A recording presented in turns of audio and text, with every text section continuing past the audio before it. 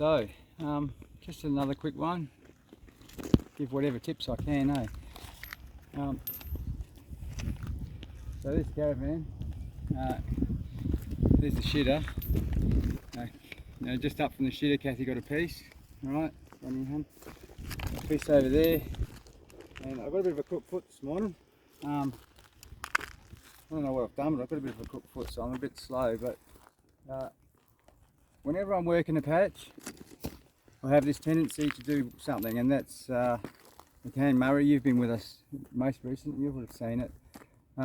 We always camp on gold when possible. We'll move to it if we're not.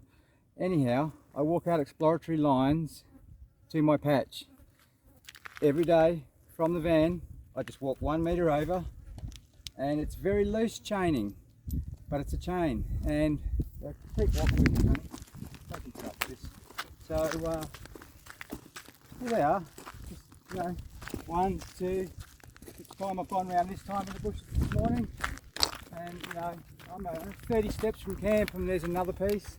Okay, and if we keep coming this way, I have this method of, it's not chaining, it's exploratory chaining.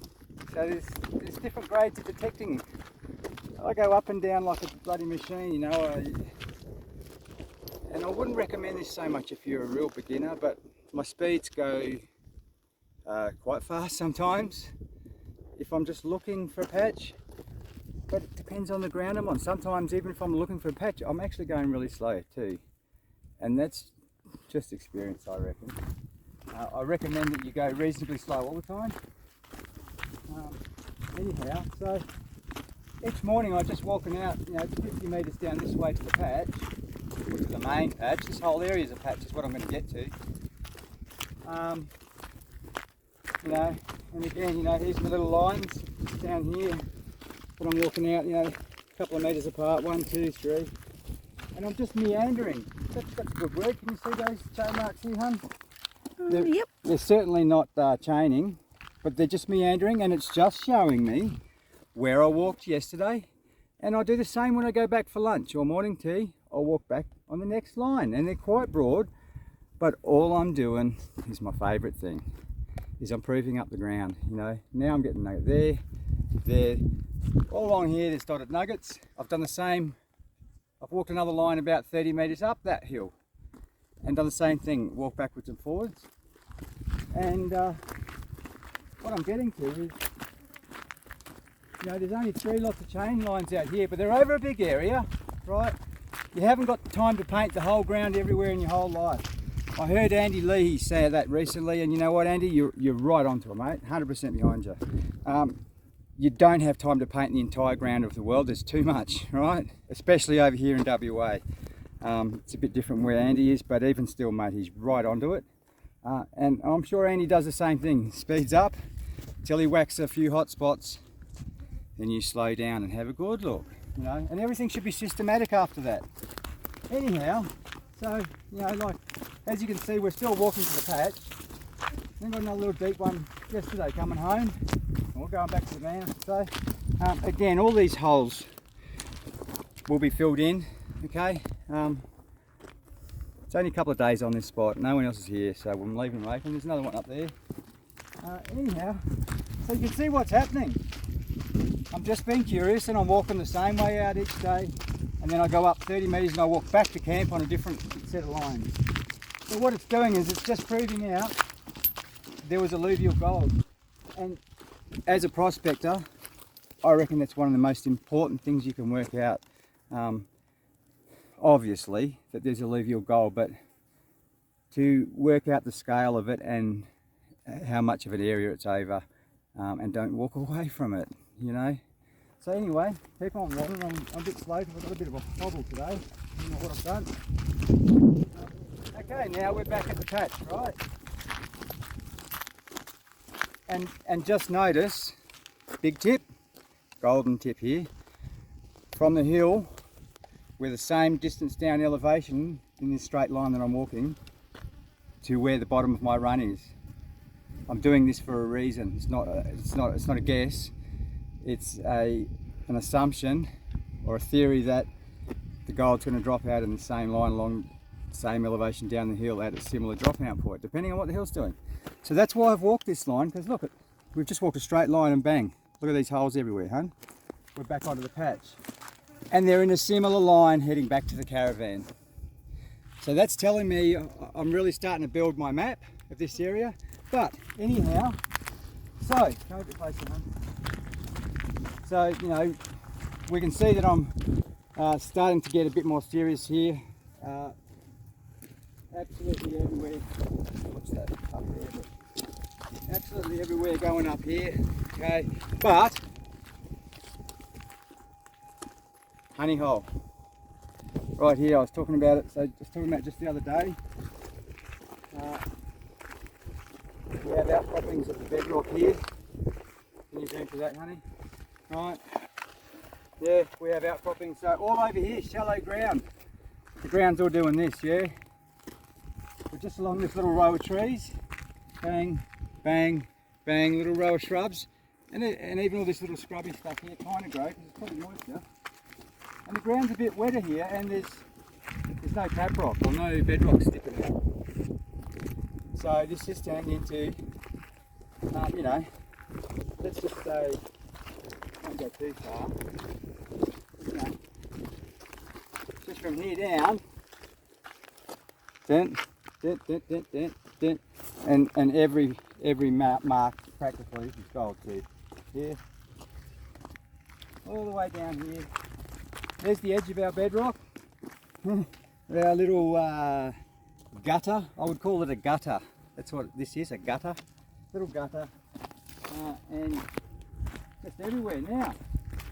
You know, I don't care how good a detector operator you are, or what coil you've got, what your settings are, no one gets all the gold. Now, I walked around this tree. I didn't chain it, but I started getting a few bits, and I walked around, and again, I've got another bit just there, right, and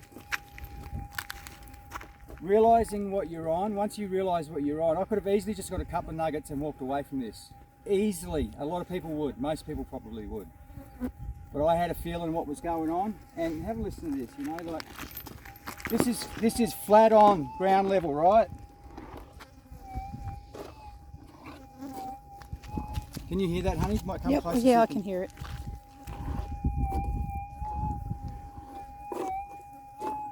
Right, there's almost nothing there. There's no solid target, but this is the key thing.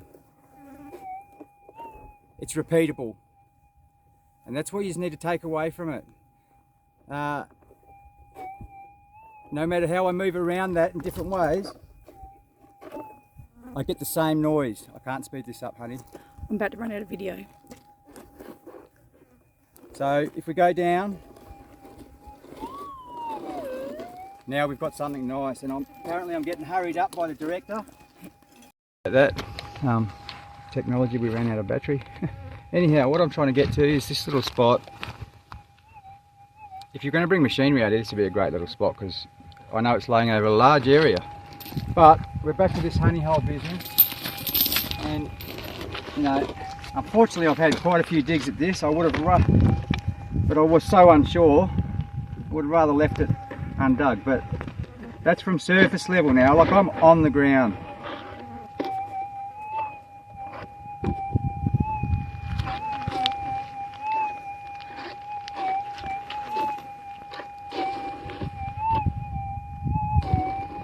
I went into the hole a bit then, but that's EMI. What I'm getting at is it's repeatable. Ground noise and hot rocks and that'll tend to change if you go in a different direction, and they'll sound different, but this,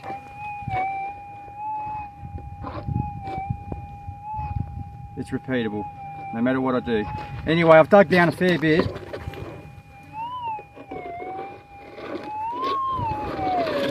And you know, I'm a monkey's uncle again if that's not gold, but I don't know. They've all been tiny bits. I was just hoping maybe a bit of a bigger one was going to come out.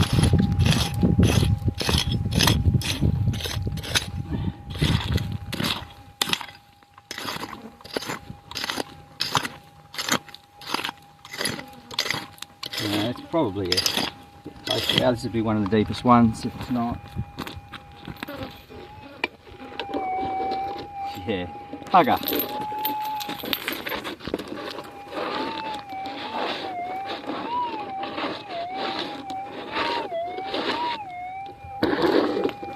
It's good to stay now, but oh, my foot. I know what I've done.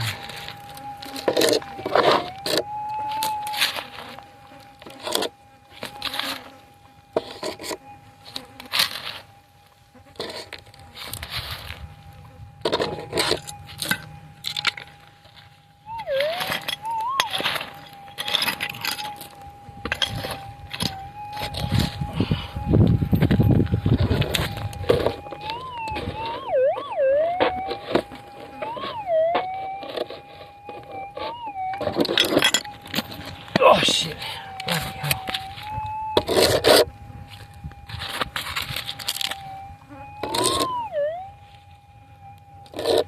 It's only going to be small, but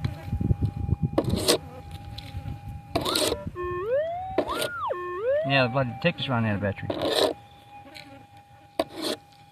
Oh, goodness.